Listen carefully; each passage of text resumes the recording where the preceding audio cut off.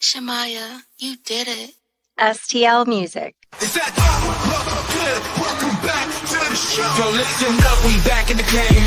Sweep the league, we got the flame. Motivated to the fullest every single day. We wake up, get it in every way. Working the 222 on the global inspiration. Talk this sports and top news, no hesitation. Sweep the league is back. We always coming back, that's a fact. Wanna tell them that. STL Music, mama, we did it. Where we at? Coach Jill in the house with the flow so tight. Never rocks, that's we unite. Yeah, the best show, Monday through Friday. If this ain't different, they lying. We got the energy. When I say sweep, you say the league. Sweep the league, sweep the league, sweep the league, sweep the league. San Antonio, let's go. Sweep the league. Sweep the league. Sweep the league. San Antonio, let's go. Hey, it's Rain Fernandez, and you're watching Sweep the League. Be sure to follow me on Instagram, Twitter, and TikTok, and Facebook at Rain Fernandez, RAYNE Fernandez. Hi, it's Sherilyn, and you're watching Sweep the League TV. Follow me on Instagram at official Sherilyn for more content. Hey, this is George Iceman Gervin, and you're listening to Sweep the League Radio.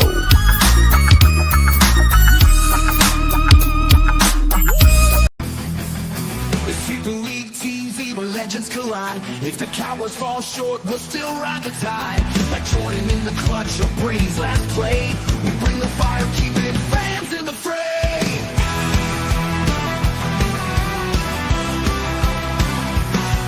Coach Gio and Rudy calling the shots, with Derrick, Gervin, Street Hall of Fame thoughts.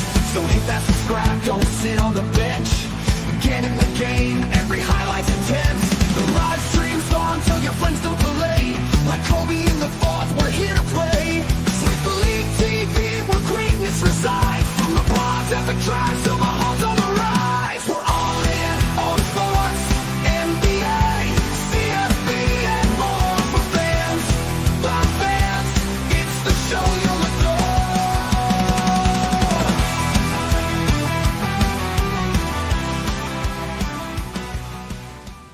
All right, we are back on a Thursday Throwdown edition of Sweep the League. Rudy Campos Jr. going to be joined by Hall of Famer, UTSA Hall of Famer Derrick Gervin.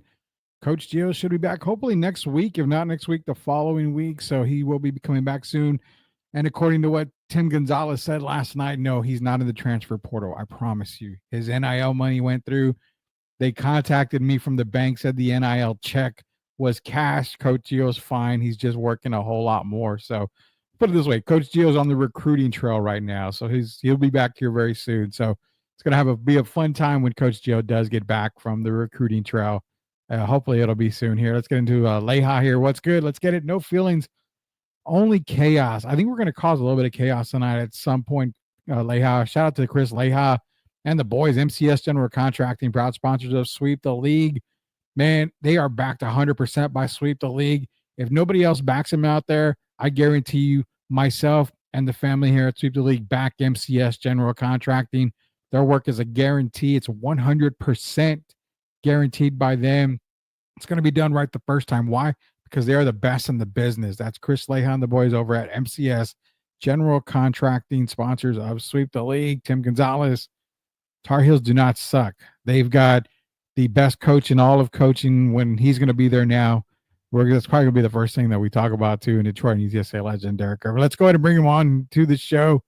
It is Detroit and UTSA legend, UTSA Hall of Famer himself, Derrick Gervin.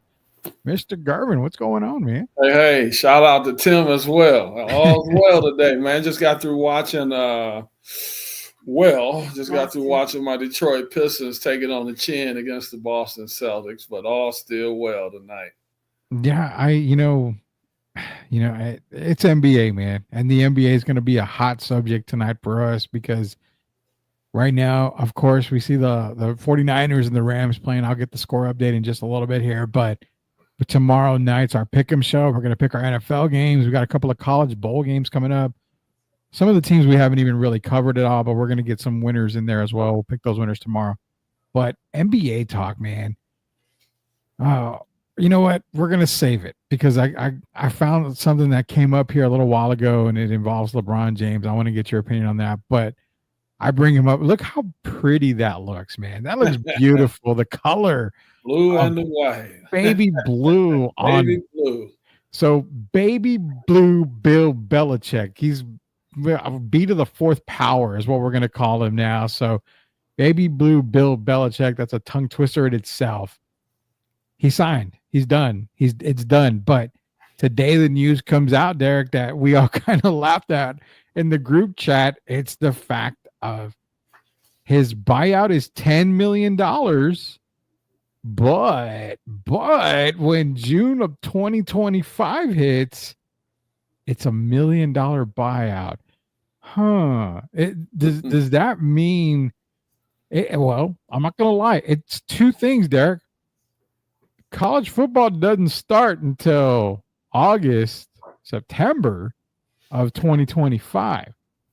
But he's coaching supposedly to at least June because they can't buy him out for $10 million. But the end of June, they can buy him out for $1 million. How does this work, man? Because you know what? I'm going to throw it out there. Bill may never coach a game for Carolina on the sidelines. I tried to tell you last night. He may. We're all hyped up, and he may not even coach a game. The man is a genius. I'm telling you. We talked about it last night, and Carolina Panthers, man, I still believe it. I just think that's the move for him, and this is like a cover-up, basically. And I still think I got to say this first, though, Rudy. The part I don't like if he were not to coach is that you got a lot of these young people now that are basically, planning to head towards North Carolina. And then I would hate to see a coach back out. It kind of reminds me of Bobby Petrino, all the situations, these coaches make these promises to these kids and then they leave. But Bill, in his situation, it's a little different because there's no guarantee he's going to even get in the door. I hope when I heard about the $10 million turned into $1 million, man, it just made me say, oh, boy. So if he takes the job, I'm going to support him. But if he doesn't, I still say Carolina Panthers are right down the street. I believe you on that. And that's something I was going to get dinner tonight. And shout out to Freebirds over at Creekside area in New Braunfels. I got my dinner from there tonight. The guy I know, one of the guys there, he's a manager there, and he saw my North Carolina hat, talked to me. Hey, did you see about Bill Belichick? I said, I did. What do you think of that? I said, well, I don't know if he coaches a game for them, to be honest with you. Why is that? I said, well, I mean, he's got a $10 million buyout till June of 2025, and then after that, it's $1 million. Oh, that doesn't mean anything. Well, wait a minute. It means everything. Season don't start till August and September. Right. I mean, who knows if he coaches the game? I didn't even think about that. Well, yeah. I mean, you got to read the. Wouldn't he get his $1 million? I mean, he'd get his $1 million, but he's a quick way to make some money. That's a very quick way. I mean, and right now he's going to get paid to just probably be behind a desk. I mean, if we're being honest with everybody, it's probably just going to be behind the desk. I can't see him. I don't know, man. It's like I told you yesterday. I don't know whether to be excited or whether to be scared. I'm more scared than I am excited because. Have you thought about this? It's different being in the meeting room with the NFL. And as far as being in college, you got to deal with the boosters and all of that. Mm-hmm. And that would be something new to Bill. And it kind of makes me, if he's starting to get stage fright, the more he thinks about it. Yeah, I can't. Can you really see him having the patience to be dealing with the boosters and all that? No, the patience for the boosters. And then it's not so much scrutiny anymore because, you couldn't pay players back in the day and all that. Obviously, NIL takes care of that. But then you got to worry about what they're, kids making the grade and being eligible to play. I mean, I know there's backdoor stuff that happens where, you can get a grade here and be okay. But there's a lot more to worry about in college football than there is when it comes to NFL. So I don't know. I when he signed, I knew it wasn't forever. I just didn't know it was going to be for like 7 months. That's it. I don't know. I don't even think he's going to be there past August 1st. And it's different too, because Saban and Harbaugh had college experience already. Yeah. And for Bill at 72 years old, I'm just thinking, man, that's quite a transition, especially for a guy that's been in many Super Bowls as he's been in and all the winning that he's done. That's quite a transition. And then you're dealing with the reason some coaches are stepping away now, older coaches, is because they couldn't deal with the name, image, and likeness and the transfer portal. Yeah. And so I think this would be something new for him. Even Tony Bennett, if you remember, the coach used to coach Virginia. Yeah. Stepped away. And he was honest about the reasons. So it's a change, and the times have changed. And as a 72-year-old making that transition, I don't know, man. That's kind of like Greg Popovich deciding to go coach at Bradley University or somewhere. No, I'm not disrespecting Bradley, but I'm just saying the transition when you've been in the NBA all these years and then making that transition. And I don't know if Bill's getting stage fright. Just thinking about it. Yeah, it's crazy, man. It is so, so crazy to think that he's the coach, but is he really the coach? Tim is saying, Derrick, over 1,000 college football players in the transfer portal. I don't know how true this is, but speaking of the transfer portal, I saw something come across my feed that said the entire Marshall Thundering Herd team entered the transfer portal. Oh, boy. Because their head coach got fired. I'm looking it up right now, and because it came up on my feed. So I'm not, and yeah, you know what? I'm going to bring it up here. I'll bring it up on the screen over here.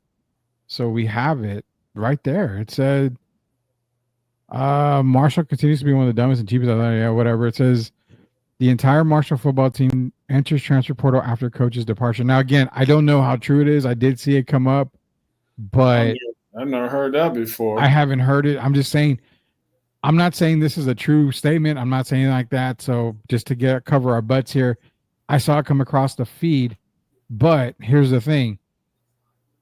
You can see teams doing that. I mean, I wouldn't put it past teams, because if they really love a head coach, this transfer portal, everybody can go if they want. I mean, there's no rules, and that comes back to what we said. You were talking about NIL, and you were talking about attitudes and everything when it comes to players. I think these days NIL is pay to play. These guys are adults, Derrick. I mean, you're 18 years old, roughly, when you go into college, 17, 18, you're an adult. I think these NIL deals need to be locked in contracts. For if you want to do a 4-year deal, great, cool. But you've got to be able to have this kind of attitude and be able to present yourself this way, because you're representing a company. You're a business now. So I think that's where NIL has to go. And the transfer portal, as great as it is, if you are transferring out, then if you do it, okay, put it this way, if you do it in the season, I don't know how it works, but if you do it in the season, which has happened before, I think everything should be forfeited for the NIL that you had. I mean, something's got to give. These contracts got to be binding to where kids can't just transfer from school to school to school to school to school. I mean, it's sad, Rudy. And shout out to Randy Moss, Rudy. While we, Marshall. Yeah, I know I've heard that he's not doing well, so I want to send a shout out to him, to Randy Moss and his family. But Rudy, it makes it so hard for these coaches now, because think of all these years that college has been in control, the universities. And now, as soon as the transfer portal came out, it kind of switched it over, like you said, to a business like the NBA and the NFL now. So it went from the coaches having total control to the players having total control. Yeah. That's why I wouldn't be surprised if the Marshall team is kind of like the picket line now. and that's where it's headed now. And that's why you see a lot of these coaches stepping away, because they don't have the authority that they've had in the past. And so, yeah, something's got to give shortly, man, or we're going to lose a lot of the great coaches in basketball, NCAA, and the NCAA football. Yeah, something's got to give. And I think it's now more than ever, it's got to be holding players' feet to the fire. When it's a business. Yeah. NIL became a business when it was introduced into college sports. So now that it's a business, this is your business opportunity. This is your chance. You're making money. Well, I'll be honest, if I go to my regular job and I act a fool or I misrepresent the company in a bad way, I'm not keeping my job. Right. And then you can leave and just go somewhere else. And yeah, I can't just go to my boss and say, guess what? I'm transferring to another company. And that's it. And expect the company to take me when I go to that other company. It doesn't work like that. So that, and you know, I even had a conversation with a great guy who does a podcast, and he made a point that I wanted to ask you on. He said, well, you hold players to NIL deals and contracts. Doesn't really hurt because you can still run commercials if Red McCombs, Ford is sponsoring Derrick Gervin, but then you're like, well, I don't want to stay at UTSA. I want to go over here. You can technically still take the NIL money and represent Red McCombs. You can do commercials up wherever. You just need a Ford truck or something like that to shoot them. So the money can go wherever. But what he was suggesting was the transfer portal needs to be looked at as a business. It needs to be looked at as a regular professional style portal. What does he mean? You know what? If I'm losing Derrick Gervin to the University of North Carolina, I need compensation. I need compensation because why? Derrick, I worked my ass off to recruit you to come to my school and made a commitment to you by signing you this money, by giving you this money, putting all of our effort into training you to be the best player you can be for you to transfer to another school. That's a waste of my time. That's a waste of my resources. We need compensation. What is compensation? Not necessarily money, but it's a trade for a trade, a player for a player. Can you imagine college going down that road?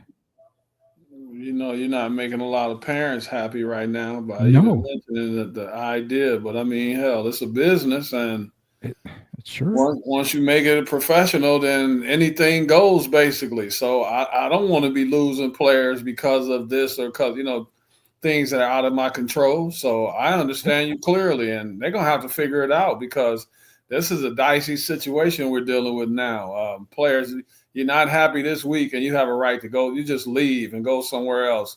You don't play in the bowl games. I mean, it's so many different things now. They're going to have to figure it out. And I'm looking at Tim. Should there be a limit on the transfer? There should be a limit on the transfer portal. I can't disagree with that. Yeah. I mean, you have a guy that transfers. Okay, so not even a guy. There's a female basketball player. What? Lith, I think. Haley Van Lith. Kelly Van Lith. She's Haley Van Lith, yes. Haley Van Lith, I'm sorry. She's transferred every single year that she's played college basketball. So, again, it goes back to the resources. Well, we've given you everything you wanted. You've succeeded, but you want to transfer out to another school. I just wasted an entire year of our resources, of our coaching staff's time to get you prepared for possibly going to a WNBA draft in the future for you to say thank you. And no disrespect, but when I look at players that do that, it's them throwing the middle finger at the school. And she's not on anybody's draft board right now. No. I don't know if you know that or not. Yeah, no, she's not. All that transferring, and now she's at TCU. A couple more beat downs like they took against South Carolina. She might be transferring again. They should probably transfer to South Carolina. They're not going to have her. It didn't work out at LSU. Didn't work out at Louisville. But, I mean, this is getting out of control, man. And what next? If she gets unhappy there, and then they give you this extra year now and all of that. You got players now. I thought, wasn't it a few years ago, if you were 20 years old, you were extinct, basically. Pretty now much. you got players that's 24 and 25, like Bo Nix, and it's like it changed overnight. You letting people play 6 years and all that kind of stuff. It's just like it's too much. I don't understand. There's no balance there, and there's got to be some kind of balance. It is so crazy, and I'm trying to see if I can find. Okay, I found it. I don't know if you saw this. Well, you know what? Before we even go to a commercial break, we're going to start the segment. Caught off guard moment, Derek. Here we go.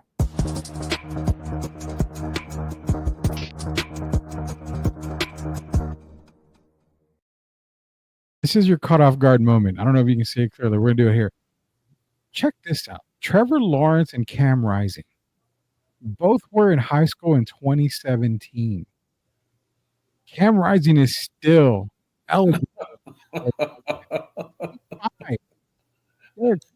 Trevor going into his 5th season next year in the NFL, while Cam Rising is still college eligible.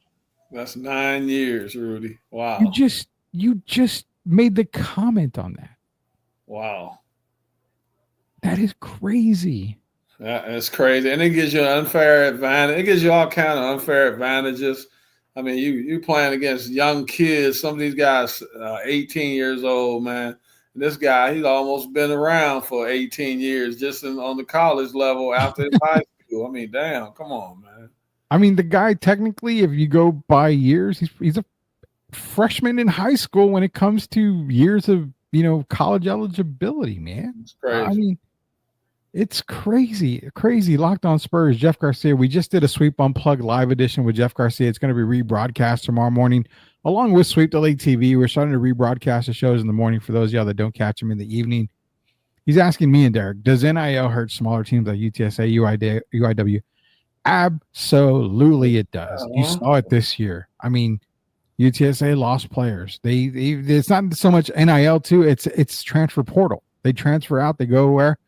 But because of NIL, UTSA doesn't have the money that a lot of these other schools have. What's crazy is, again, Coach Traylor and the staff, they put the work in with a lot of these guys that are transferring out to bigger schools, and it hurts. And the times that we were covering UTSA and the times that I was in the press room, the press conference, and looking at Coach Traylor talk, especially after a loss, it took a toll on him. It takes a toll on a coach because not even a year later, these guys are, at another school getting more opportunities, the same opportunities they were getting at UTSA under a different coach. You start to question yourself. And it makes me wonder, does Coach Traylor question himself, what did I do wrong for these top players to transfer out? It hurts everybody. He didn't do anything, and it's not even you're doing anything wrong. It's just that they've made it a business now, and you're going to go to the best opportunity. Yeah. And you look at UTSA, UIW, what's one thing they don't have that the others have? The facilities. Yeah. So people have to factor that in as well. I want to play, if I'm playing, go back to my day, I want to play in front of 20,000. Yeah. I don't want to play in front of 5,000. Yeah. And especially when you're talking about me growing my brand. So you don't even have to be doing anything wrong as a coach. It's just that a lot of these guys look at it as a better opportunity, Rudy, even though sometimes we know the grass is not greener on the other side. You uproot and you go to a bigger school, but then you sacrifice, you play less minutes.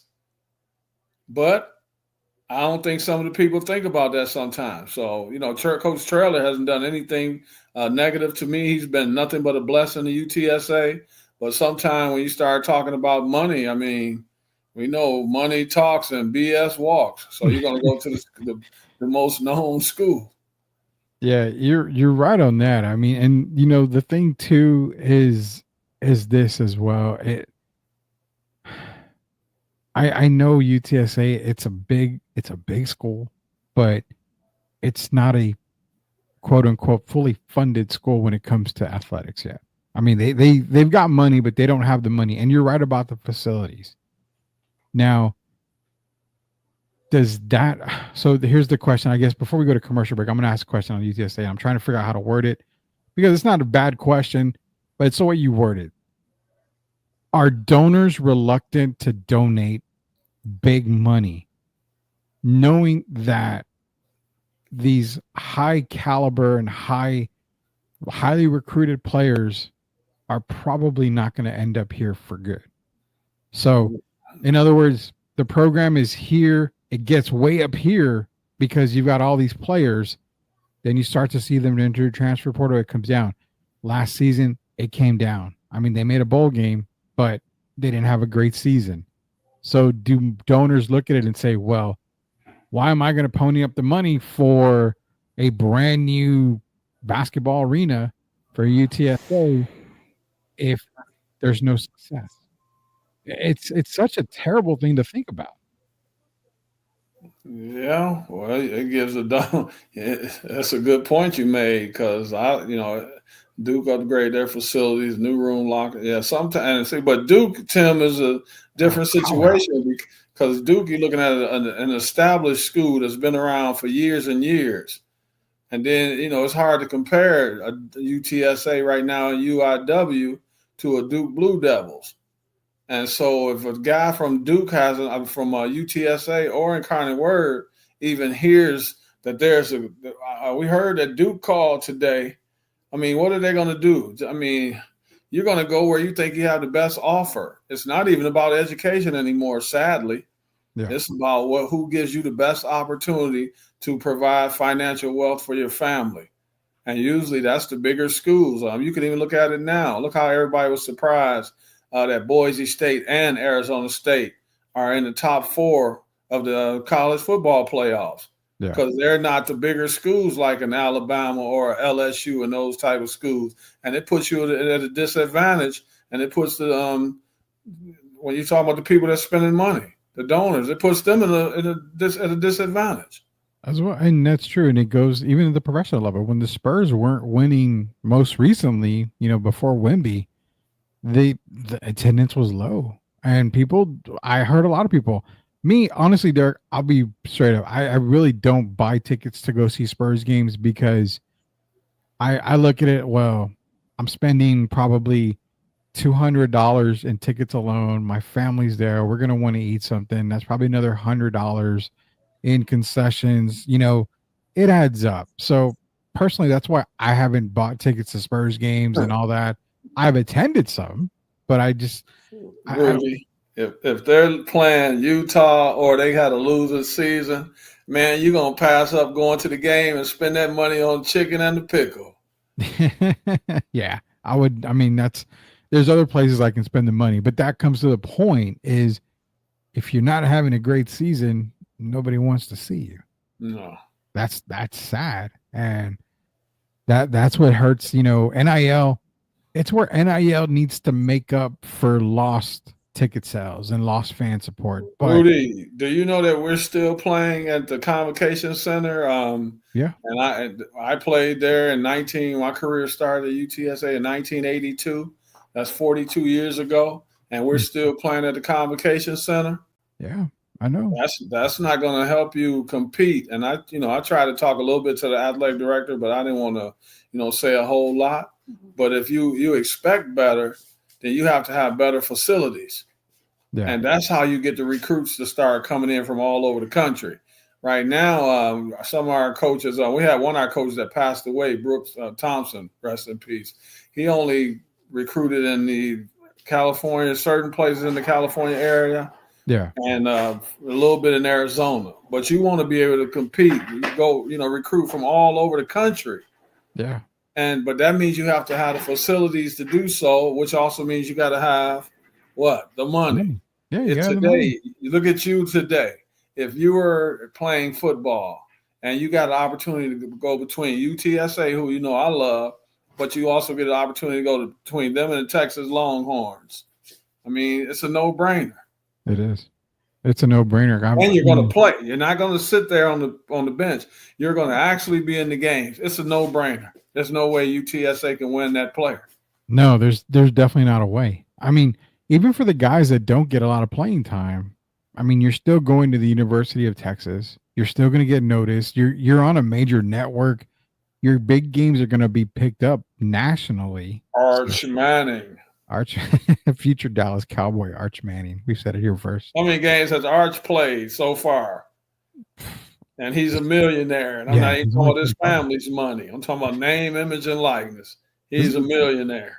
I think he gets like 3 or 4 million. Yeah. Off of that. And you mentioned he hasn't even played a full season. Now that'll change next year. That's crazy because, you know, Quinn Ewers now, you and I talked about it and I mentioned it to you. Quinn Ewers was debating whether he wanted to go pro or come back for another season. And it just came out today that that's a decision he needs to make and he was going to think about. So there we go. You know, you guys heard it here first a while back that Ewers was probably going to come back for another season, but guess what? It's not with the Longhorns. As a matter of fact, I think it's $3.1 million for Arch, and he hasn't played 6 games. He hasn't even played 10 games, right? Yeah. And then look at Frank Harris. How many years Frank Harris started for UTSA? Mm-hmm. You think Frank has made $3 million? No. So I mean, you had a disadvantage if you don't have the facilities and you don't have the donors. So I mean, something has to be done, man. Because there's no way I'm looking at it, and I'm laughing because I'm looking at Cam Rising. 1, 2, 3. I'm just like, I'm dumbfounded, man. And the crazy thing is, he's got another year of eligibility. How do you have another year of eligibility? I mean, I know the red shirt, but I mean, he's watched Utah, the school grow. They probably added like 5, 6 more buildings since he's been there. Man, he's already gone. I mean, he's already seen friends come and go and graduated a couple of times already. And he's still there. Isn't that amazing? Because you're looking at now, what is this, the 5th year for Trevor Lawrence? He's in year 4, but next year will be his 5th year. Yeah. And they come out at the same time, and Cam Rising's still in college. They came out at the exact same time in high school. Wow. Yeah. They went to college for the first time in 2018. Trevor said, I'm bolting after 2020. Cam Rising said, you know what? I love the college life. I'm sticking here for another 5 years at least. Eventually, he's got to go pro, man. This is Derrick Gervin, Hall of Famer Derrick Gervin, Rudy Campos here. Take a quick commercial break. On the way back, NBA viewership is down. Let's see if we can figure out why. We kind of know the reason why NBA viewership is down, but now the league's kind of pressing on it. And it doesn't help that you have 4 teams out. Well, they're considering the Thunder, but they're saying that the 4 teams in the NBA Cup finals aren't exactly the teams that they wanted, and that's what's driving viewership down. We're going to get to the bottom of it, as well as LeBron James. Did he just quit today, Derek? I think we're going to have to get into that as well. It's Derrick Gervin, Rudy Campos Jr. We'll be back in just a little bit. Sweep the League. Be sure to be a subscriber. Go to Sweep the League TV on YouTube. Search Sweep the League TV. Hit subscribe. Be a subscriber now. We'll be back. Are you looking for a contracting company that gets the job done right the first time? Look no further than MCS General Contracting. MCS specializes in top quality concrete work, including patios, driveways, foundations, and swimming pools. The team of experts are dedicated to delivering exceptional results and unparalleled customer satisfaction. At MCS General Contracting, they're not just hardworking, they're local. Based in San Antonio, they are committed to building relationships and trust within the community. That's why MCS guarantees your satisfaction. They pride themselves on getting the job done right the first time, every time. So why wait? Contract MCS General Contracting today to schedule your project and experience the difference for yourself. MCS General Contracting. Building a better San Antonio, one project at a time. Proud sponsors of Sweep the League.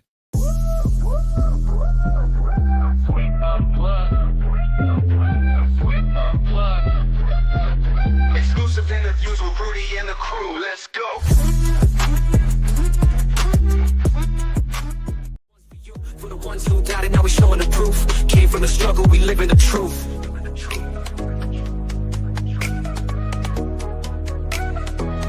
TL Music. Yeah, challenges come, but we here to stay. Built from the dirt, now we paving the way. Had a bad day, but You are watching Sweep the League TV. Make sure you subscribe and catch our new videos. Sweep the League TV with Rudy, Derrick, and Coach Gia. Let's get back to the live show. You are watching the best in the business.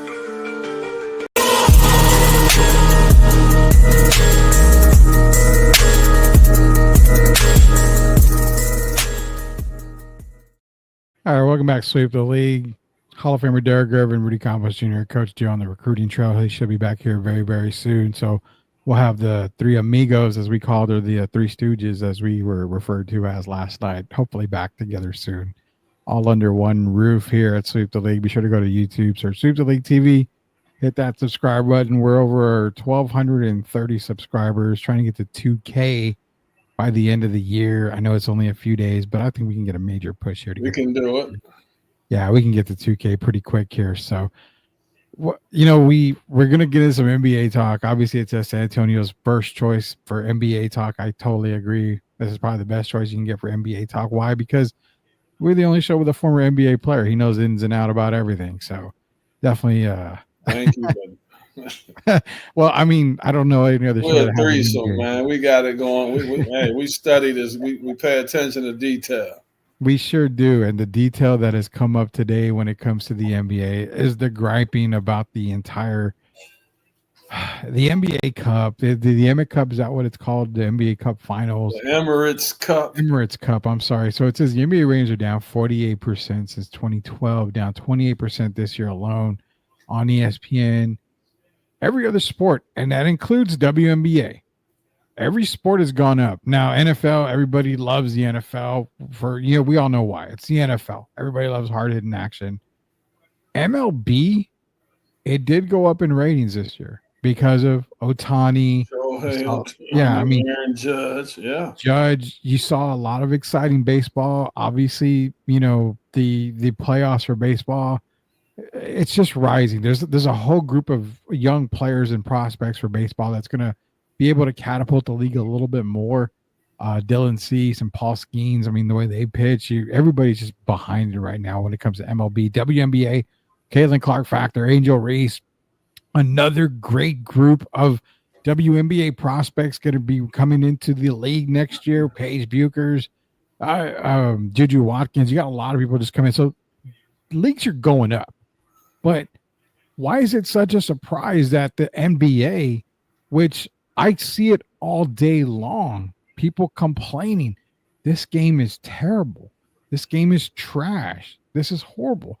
You had some Spurs fans shitting on Lonnie Walker for Lonnie saying that he loves playing in Europe because they play basketball the right way in Europe.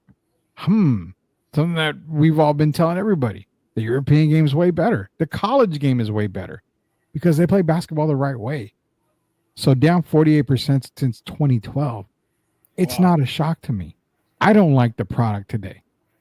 What are you thinking about the ratings dropping? Because it's shooting 90 to 100 3-point attempts a game, and it's just getting boring. Well, you know me. I try to bring something that these guys on ESPN, they'll talk about it 9 months later. But one reason is the 3-point shooting. I believe the other day it was Boston or someone shot 56 threes. Yeah. And so the game has become predictable. You either get to the basket, you might have a wide open dunk, but sometimes you pass that up and you throw it out to the 3-point line. But Rudy, I'm going to mention another reason why. Yeah. And I really believe this. We're looking at a changing of the guard right now.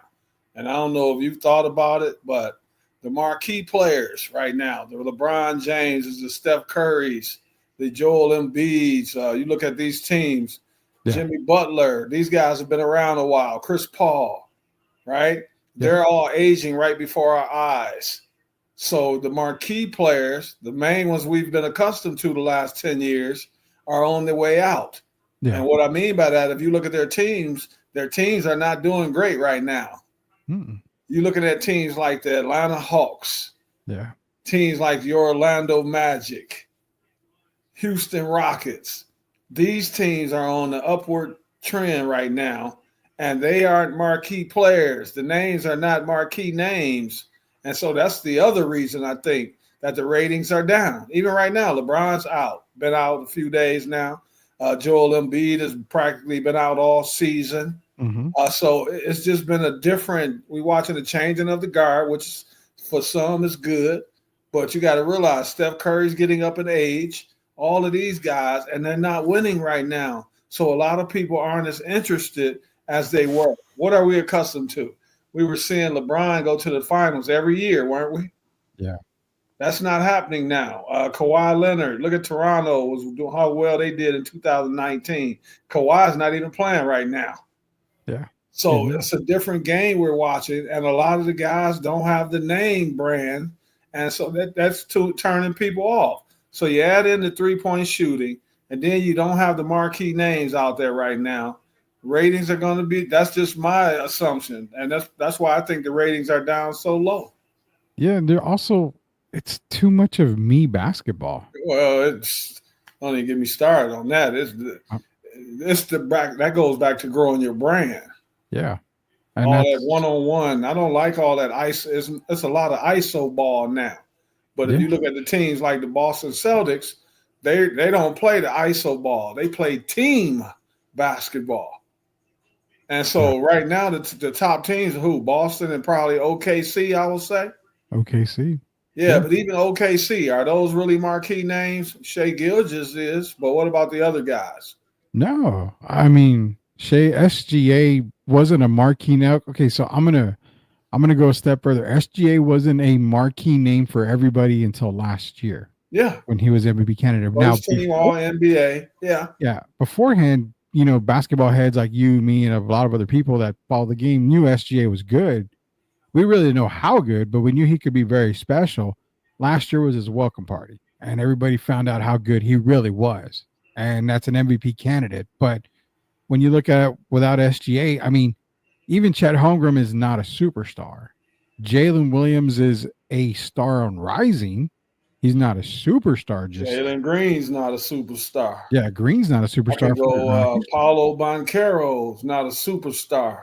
Paulo's an all-star. I'll give him an all-star, but not superstar. He's not a superstar. Trae Young's not a superstar. Yeah. Right? So if you go from down to all of these teams, they have really, really good players, but these aren't the guys that you're going to run home to go watch if you know they're playing that night. If you got something better to do, like I mentioned earlier, if you and I got a game of pickleball on tonight, are we going to pass up our pickleball and our meal to go home and watch Trae Young? Be honest. No. So that's going to hurt the ratings. We're used to the Michael Jordans, the prime LeBron James, the prime Steph Curry. Does that make sense? Makes a lot of sense because Kobe Bryant, rest in peace. For those guys, you're going to stop what you're doing. Yeah. The world stops for a while, for 2 hours of great excitement. We don't have that right now. If you look at even Milwaukee, I love Giannis. But if you look at their team, Chris Middleton has been hurt for the last, 3-4 years now. So Dame and Giannis are finally getting acclimated to each other, right? Yeah. But some people might consider Dame a superstar. I don't. I consider him a very good player. He's an all-star. Yeah, so you don't have the big names like that anymore. And guys like LeBron, we're hearing now.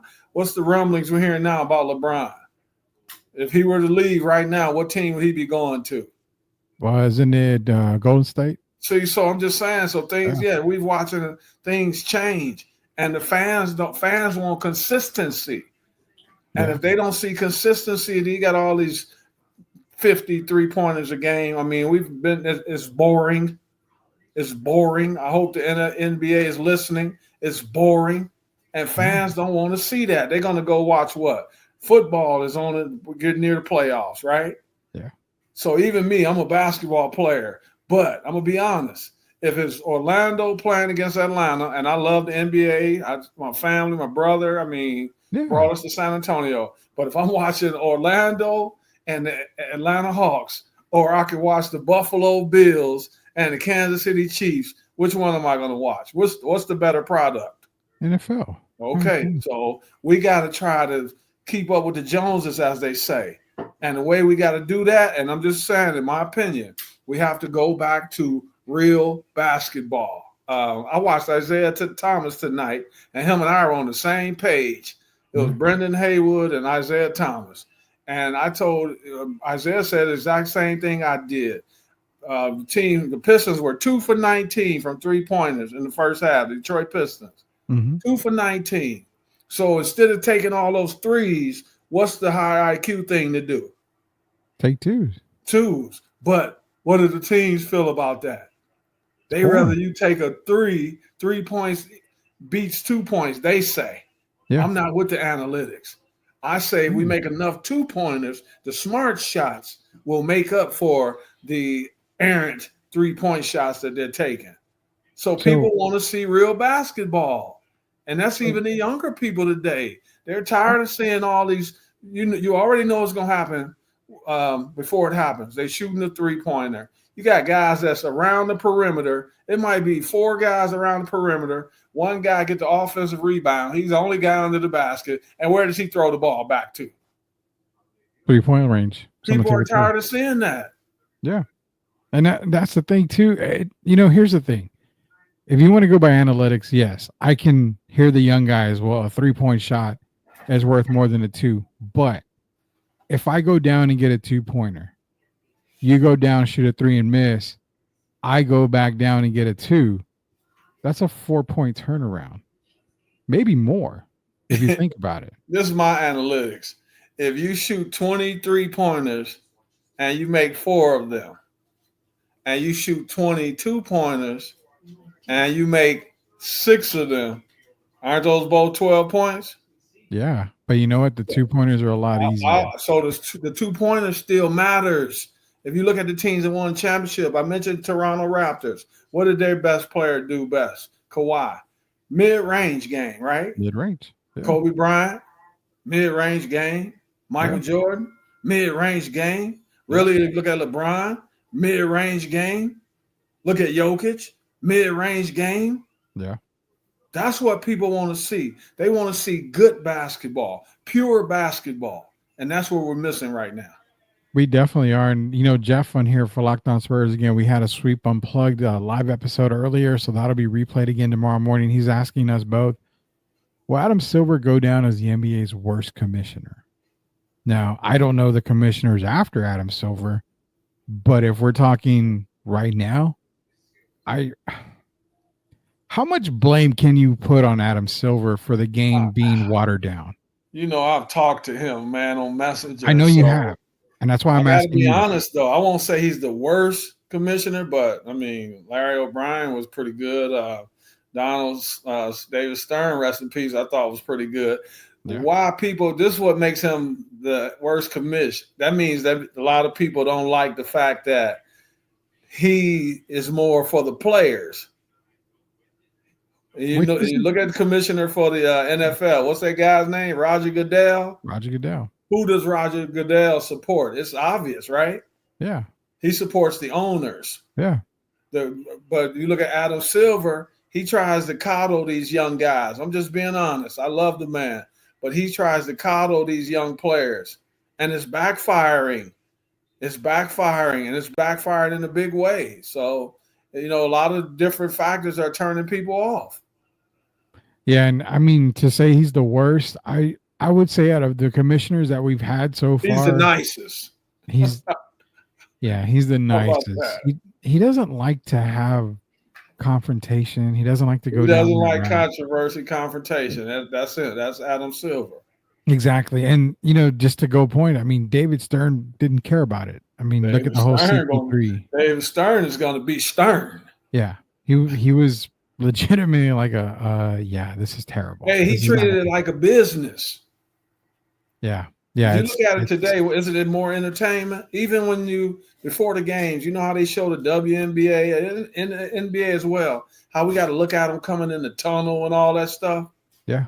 I don't care what they wearing coming to the game. I want you to get your butt out there and you get out there, work hard, be prepared to be true to your team, work your butt off.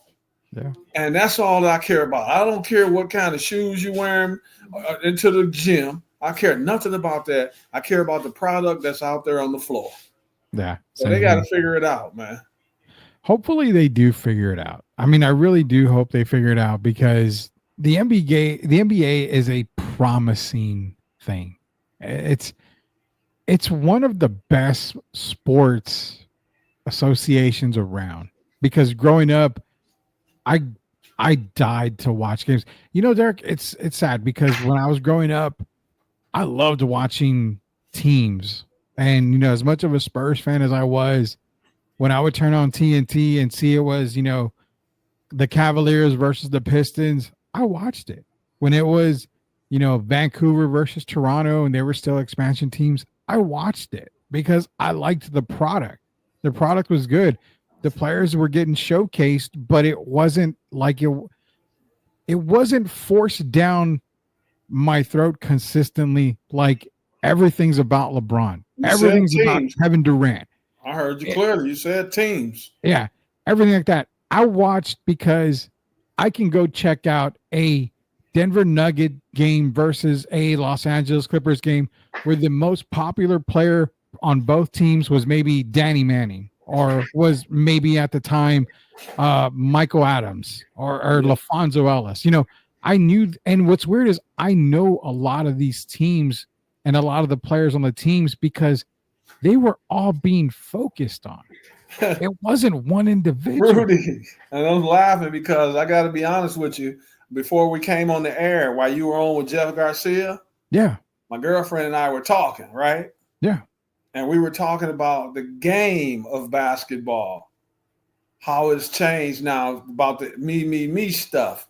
Yeah. As opposed to the team-oriented game. And we just had that conversation less than an hour ago.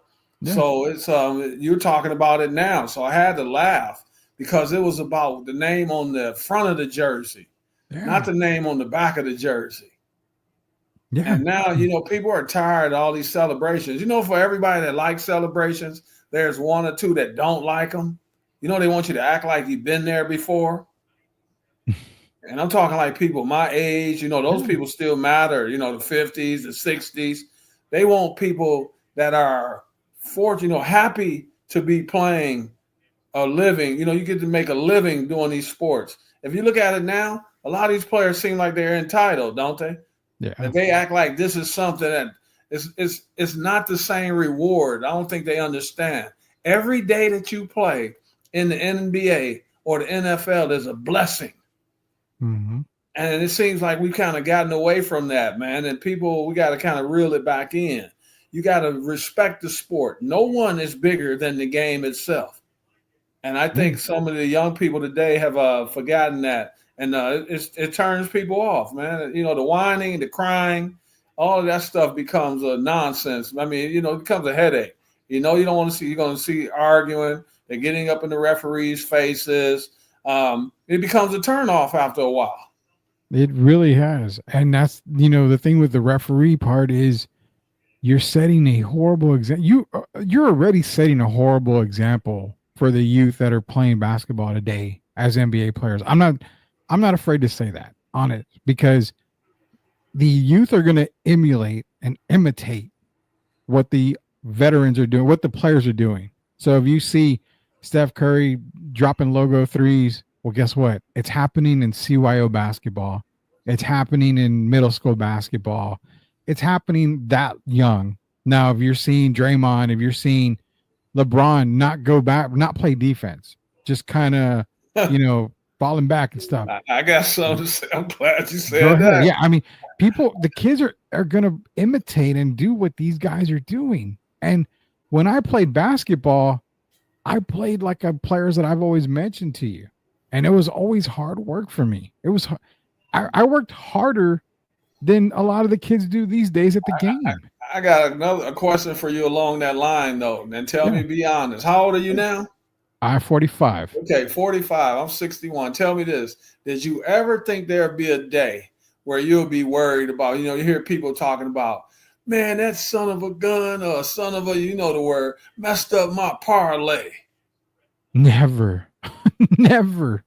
So when they added the legal gambling, man, that's another issue. So now you got people that really angry at players. They don't want to support the players because that mother messed up my parlay last night. Yes. And that's the stuff we're dealing with today, man. So it's a lot of things that have to be cleaned up, man. We got to get back to loving the game for the purity of the game. And when we do that, you'll see the ratings go back up. Yeah, it's got to be the game. And I got into a small, not even an argument, just a small back and forth banter type thing, because you clearly saw Cam Johnson travel, and I said, forget the pass or forget that. When are we going to start calling traveling again? And then here comes the gather step.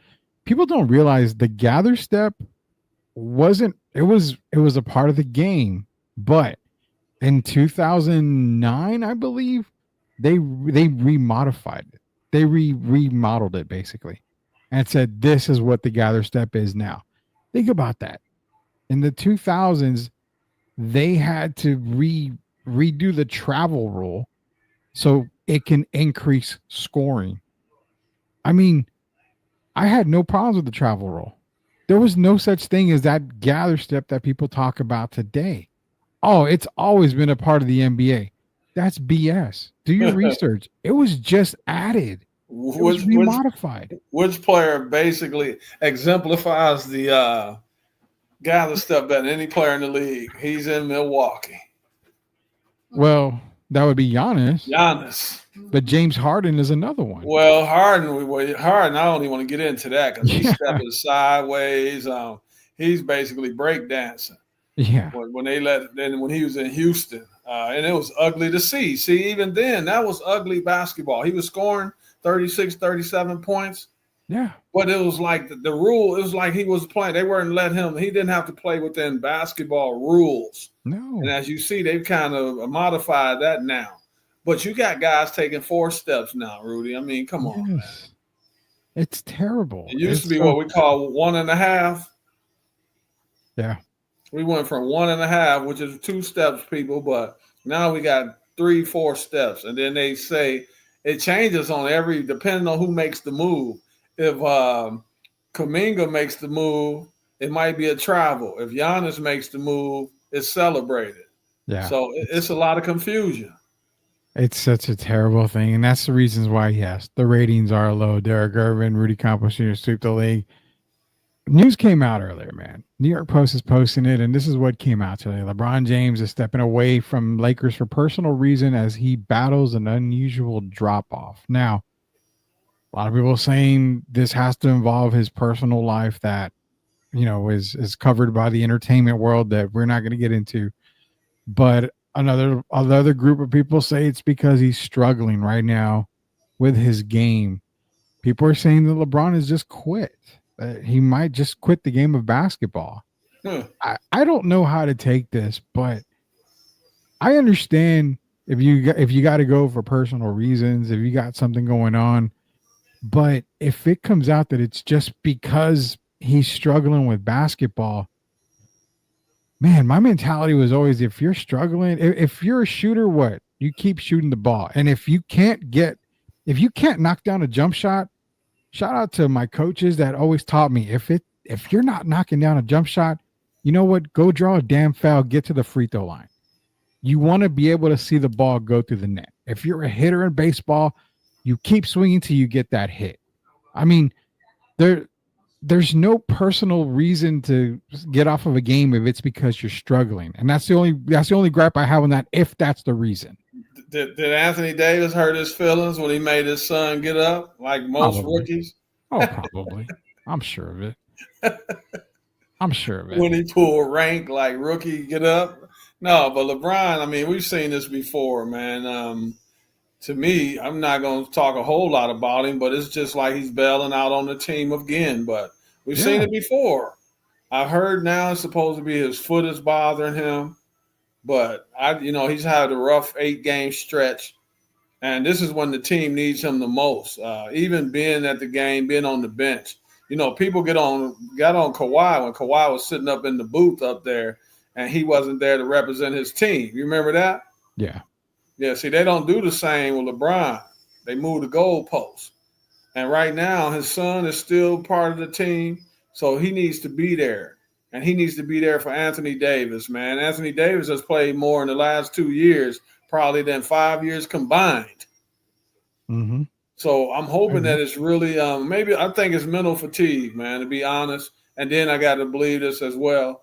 The team is not going to go very far if you look at it. Yeah. I think there's been rumblings about him going to Golden State.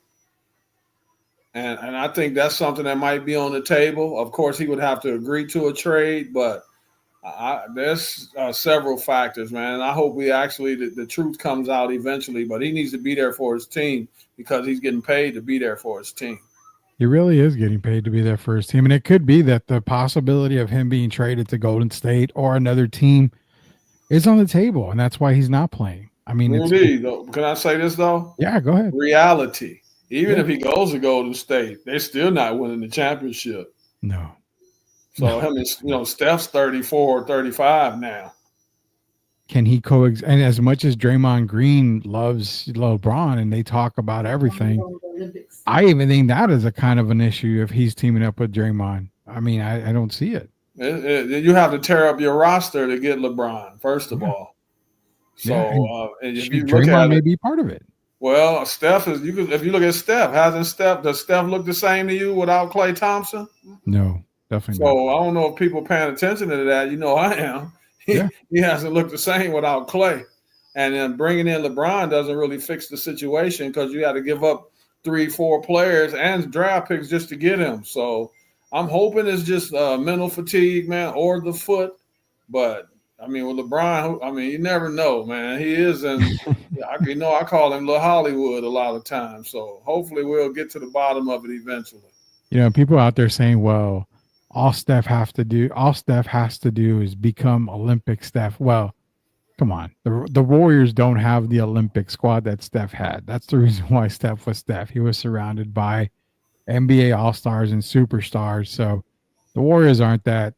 Steph's not going to get it done like that. I mean, it's just him. And, even if he got LeBron to team up with him in Golden State, you're right. They're not going to go anywhere. They're not going anywhere at all. Steph looks frustrated, doesn't he?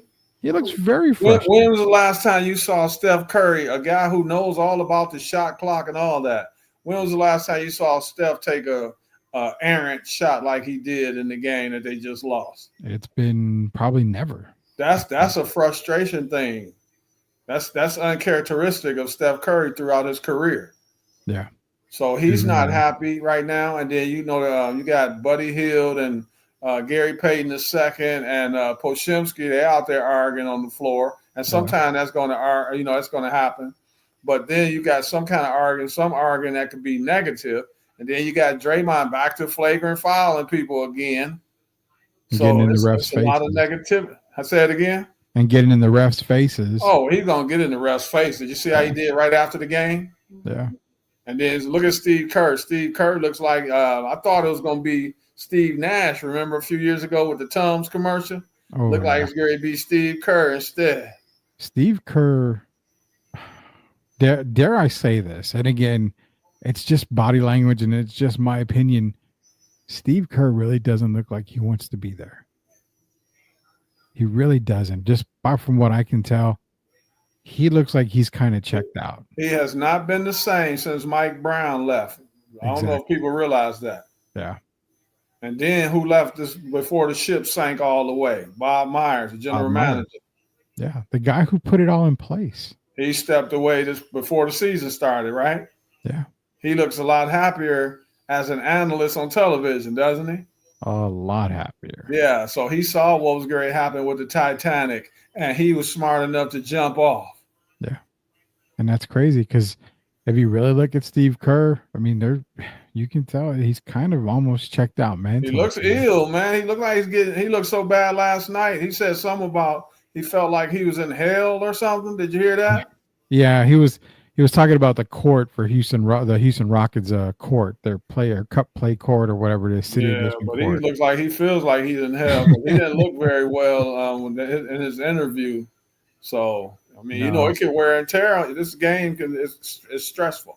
It's very stressful, man. Hey, we're going to be back tomorrow for our pick'ems, so we can get our NFL pick'ems in as well. Talk some more college footballs. We've got the bowl game starting up this weekend. But Derek, before we go, not necessarily caught off guard, but ESPN did release something, so maybe this is foreshadowing. But Ashton Jeanty is your Maxwell Award College Football Player of the Year. Normally, if you're the Player of the Year, there's a certain trophy that kind of goes with it. So could this be foreshadowed to where he's going to get the Heisman? I think Travis Hunter won the Biletnikoff Award earlier. Biletnikoff Award, yes. Yeah, so that would be the best receiver in college football. But the Player of the Year is Ashton Jeanty. So I'm just going to – I put it up there for you to see the possibility. How many times do you think Deion Sanders has been on the phone since he saw this award? Honestly, I'm expecting a call from Deion in a little bit here. But if this young man wins the Heisman, all I can say is that congratulations. And there's really wouldn't be any argument for me because he has earned it. I still say it could go either way, but you look at this guy here, he's had a magnificent season. So Boise State is number 3. I remember we closed out last night talking about them being a top 4 team and getting the first round bye. So that right there might, be telling us what's going to happen. Yeah, we'll see what's going to happen with Ashton Jeanty. Congratulations for being College Football's Player of the Year. Again, we will be back tomorrow at 9:00. Coach Gio, I've been talking to him, so he's definitely going to be coming on here pretty soon. He's actually in New York working right now. So Central Park in the house. I saw him. Apparently he lied to us, and he was in Chicago last night eating pizza. I need to get to the bottom of that and see if I can track him down. We need to put 360, that Go 360 or whatever it is, on his phone so we can track everywhere he goes. Oh man, but nonetheless, we appreciate everybody joining us here tonight. Be sure to go to our YouTube channel, Sweep the League TV. Year 2025 is around the corner, and I want to end with this: is that I've been talking to Shamaya, our executive producer. Man, there's so much more coming out that we haven't even discussed yet with everybody. So you don't want to miss it. Go to YouTube, search Sweep the League TV, be a subscriber. We're available on there. We're going to be available more on TikTok. We're going to be available on X. Facebook is probably not up and running right now.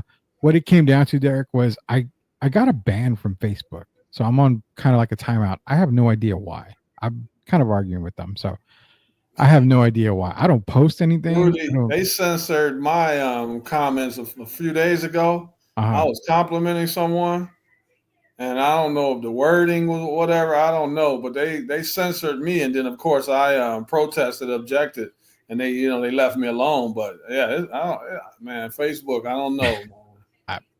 I have no idea. Mark Zuckerberg, y'all got to do better. Exactly. So we'll be back on Facebook whenever we can. But for right now, you can catch us on YouTube. Go to YouTube, search Sweep the League TV, be a subscriber. Shout out to Jeff Garcia for the Sweep Unplugged live earlier. This show is going to be broadcast tomorrow morning along with that Sweep Unplugged live series that we've got with Jeff. So you're going to get a double dose in the morning tomorrow. Then we'll be back in the evening. Myself and Derek Gervin are going to be getting our NFL picks and talk about everything else underneath the sports sun. So for Derek Gervin, it is Rudy Campos Jr. Until we sweep the league again tomorrow, we'll see you later, knuckleheads. Everybody have a good night. Stay safe.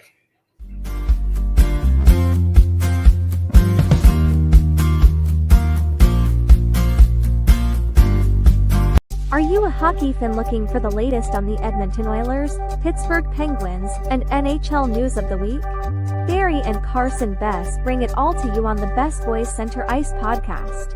They break down games, provide insider updates, and keep you up to speed every week. Don't miss out. Subscribe now and join their hockey family.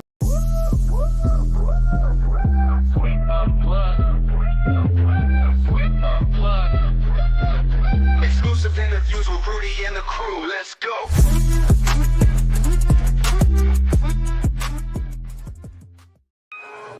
We build a legacy, yeah, they know the name. STL music, it's a movement, not just a claim. Loyalty, respect, that's the code we honor. In the face of adversity, we stand stronger. We build a legacy, yeah, they know the name. STL music, it's a movement, not just a claim. Loyalty, respect, that's the code we honor. In the face of adversity, we stand stronger. Shamaya, you did it. Wemby, the king is crowned. Wemby, king is crowned. Future of the league and he's wearing it proud. We playing justice, playing checkers, no contest. Wemby's got the game on lock and he's making a statement. I'm talking about Wemby, the next in line. Future